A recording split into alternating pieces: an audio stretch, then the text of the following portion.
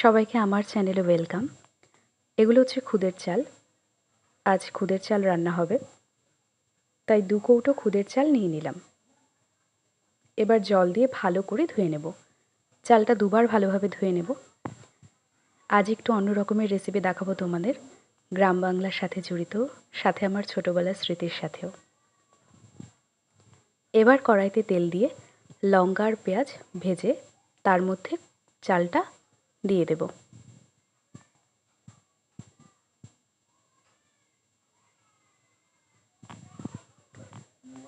এর মধ্যে পরিমাণ মতো নুন আর হলুদ দিয়ে চালটা ভালোভাবে ভেজে নেব। সকাল থেকে আমাদের এখানে কারেন্ট নেই, তাই পুরো ভিডিওটা অন্ধকারই হয়েছে।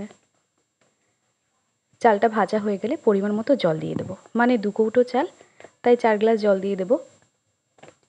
এবার ওপর দিয়ে কাঁচা লঙ্কা দিয়ে ঢেকে দেবো। কিছুক্ষণ ঢেকে রাখার পর চালটা সেদ্ধ হয়ে গেছে আর জলটাও শুকিয়ে গেছে। দেখো ভাতটা বেশ ঝরঝরে হয়েছে।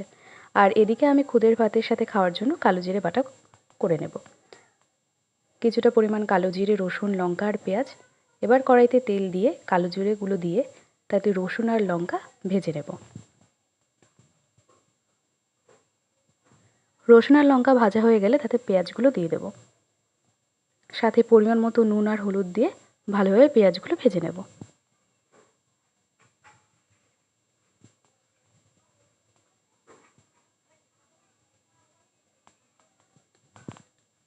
পেঁয়াজগুলো ভাজা ভাজা হয়ে গেলে নামিয়ে নেব।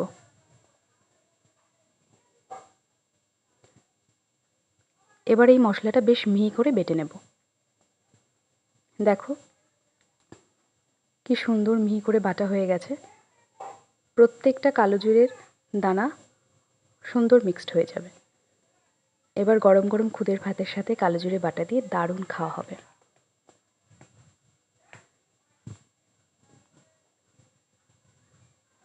দেখো ভাতটা কি সুন্দর ঝরঝরে হয়েছে। Thank you for watching.